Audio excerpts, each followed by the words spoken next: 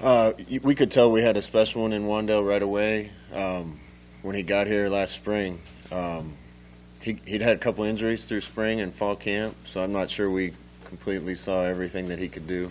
But we kind of knew it was a matter of time before he became one of those guys that could be a real weapon for us. It was good to see that happen Saturday. What was the situation where he approached you and said he wanted the ball? Can you kind of take us through kind of what that was like down there? Well, again, we talked all week about our team's response to tough situations since I've been in Nebraska, and it seems like we haven't been at our best in tight spots or when the pressure's on. So that was the message all week. I wanted guys that could keep their heads, stay calm, do their job no matter what the situation. We found ourselves in one of those situations, and 2 or 3 times he came up to me and he said, "I got you. Get me the ball. I got you." And he stayed calm, did his job, and did it really well. Does that impact you as the play caller to have a guy come up and say he wants the ball? No, I'm still going to call what I think need to call to make the offense go. He got more touches than we expected because the guy's getting dinged up at running back and was pressed into a little more service there. But he did some special things when we got him the rock.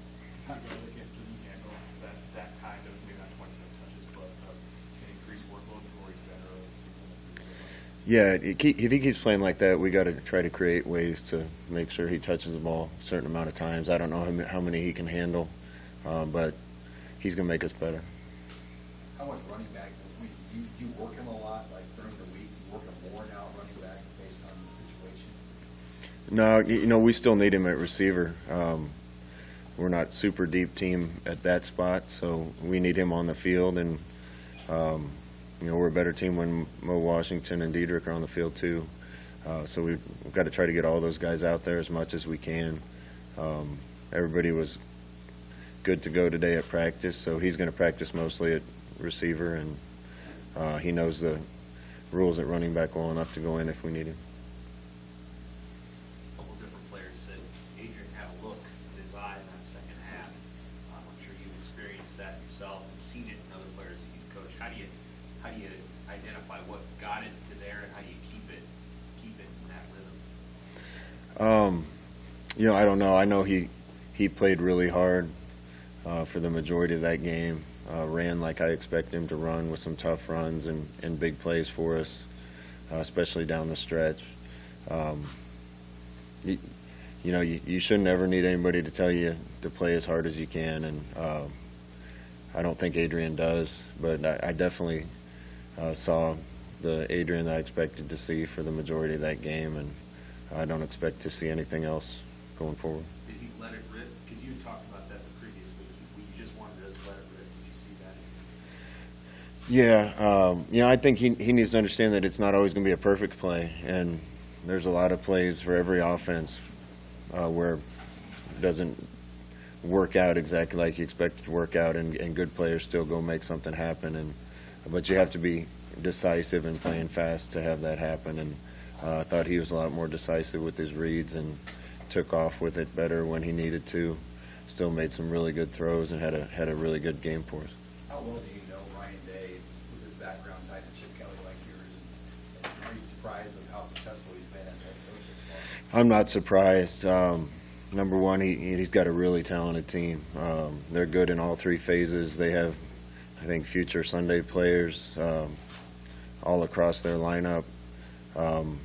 He's really smart. I met Ryan for the first time at a Chip Kelly golf tournament in Maine many years ago. He's done a good job everywhere he's gone, climbed the coaching ranks and landed in a good spot. And there's no question in my mind that Ohio State's a better team right now than they were a year ago. Did you get an explanation on the call that got overturned on Adrian from the conclusion to a fumble? We didn't hear anything. No, all I know is what I heard on the field, that they thought the ball was moving in his hand before he threw it. I don't know how much good explanations after the fact do for us anyway. I've gone in search of those a few times, and they might make you feel a little better, but it isn't going to change anything. I can understand watching in slow motion why they thought the ball might have slightly been moving before he threw it. You don't see fumbles go 20 yards downfield very often. But they also called it clear and immediate recovery, which I'm not completely sure I agree with. Our players all stopped, and the ball bounced in the vicinity of a bunch of them, and none of our guys reacted to it. I'm not a rules expert, so I don't know for sure, but I'm not completely sure about that one. Did you know that you could stand out of bounds, the ball would be in bounds, it's ruled out of bounds? I saw that happen in an NFL game a decade ago. Can't remember if it was Westbrook for the Eagles or one of the really good return men in the NFL stood out of bounds and picked up a kickoff. And at the time, 10 years ago or so, I go, what a dummy. And now the rule is if you're out of bounds and you recover the kickoff, it goes to 35. So the kid made a really smart play. He obviously well coached. What is your thoughts on the kicking situation? I know it's early in the week to try to figure it out, where that stands right now. You know, up until that last game, I thought our special teams had made huge improvements. We didn't kick it well at all. Didn't punt it very well. Kicked some line drives that were very returnable in the kickoff game, had penalties on special teams. So we didn't play a very good game in that phase. There's going to be a lot of emphasis put on that this week.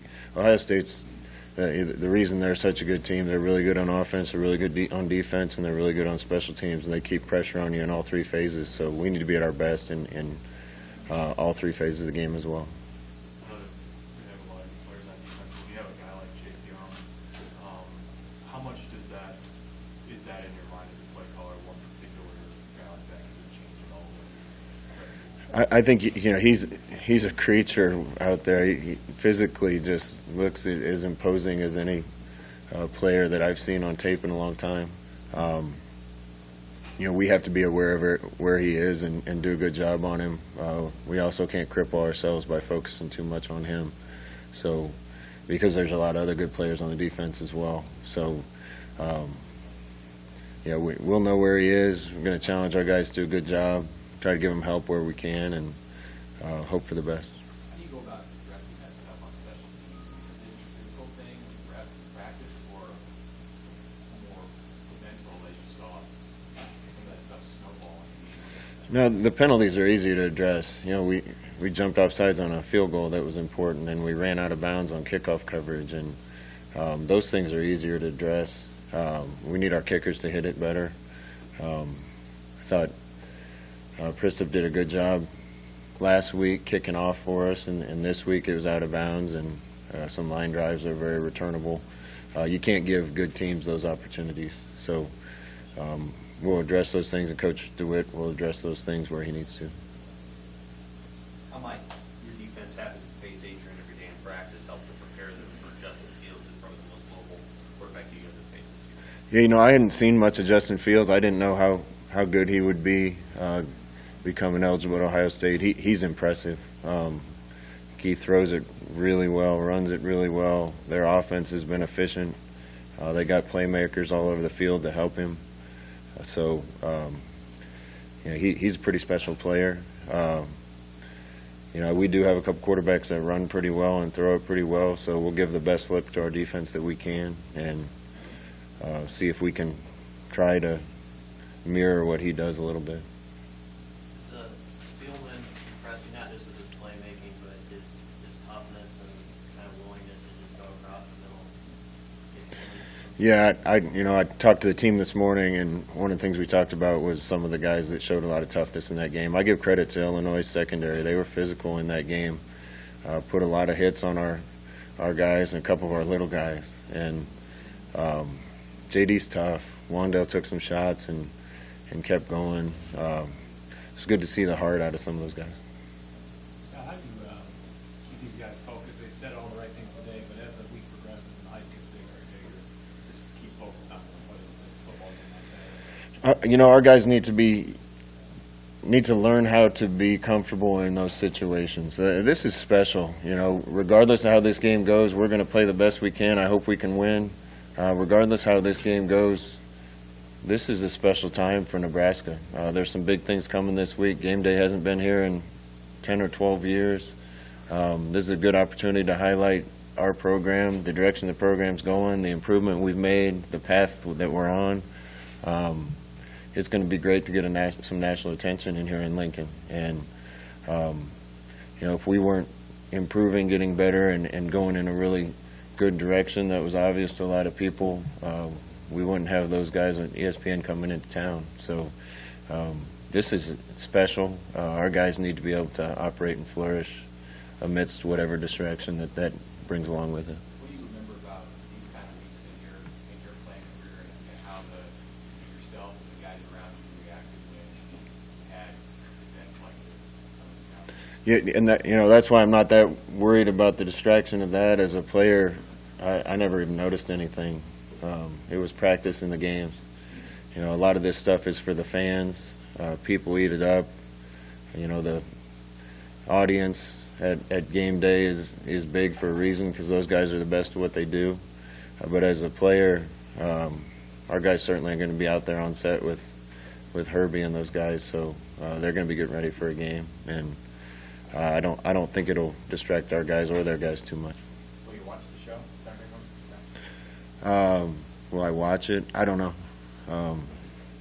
I don't know if they'll ask me to be on set. I don't know what's going to happen yet. We have a lot of practice to get through first. You had a new black shirt at practice. What did it mean to see JoJo out there finally earning that? Yeah, JoJo probably deserved a black shirt before. We missed some training camp.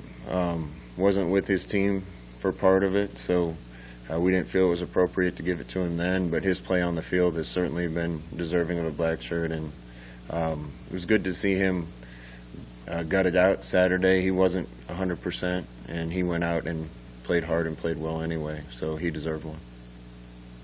What's this week like for you as a coach and as a player for the players? But there's probably additional responsibilities this week for you. How do you approach a week like this? Is it fun? Is it joyful? It's fun. Anytime, like I said, anytime there's a spotlight on your campus, your university, and your town, I think it's a good thing. If you let it be a distraction, it can be. They'll probably mic me up at practice or something, but I don't raise my voice much anyway, so I don't know how much good footage they're going to get. I don't want it to distract the players. It's not going to distract us. We got a really good team coming in here, and we need to be at our best to have a chance to beat them. For your recruiting class, what's this week mean, knowing the number of visitors you guys will be bringing in? Yeah, I think it's great timing with all the official visitors we have coming in. They're going to get to see a show, get to see what Memorial Stadium in Lincoln looks like on a big game day. I think it's good timing. I know the fans are going to turn out. Fans are always great. They're the best in the country. We need them to be at their very best this Saturday and at game day. I expect, with as many years as it's been since game day's been here, I wouldn't be surprised to see us set some kind of record for attendance at game day, and that's just what you expect out of Nebraska fans. What's the balance like on a weekend like this with I know the game is your focal point, but also the recruiting aspect that comes with it, and so many guys in town and talking to them and all that? Well, that's why we have a recruiting department. They're going to do a lot of that work.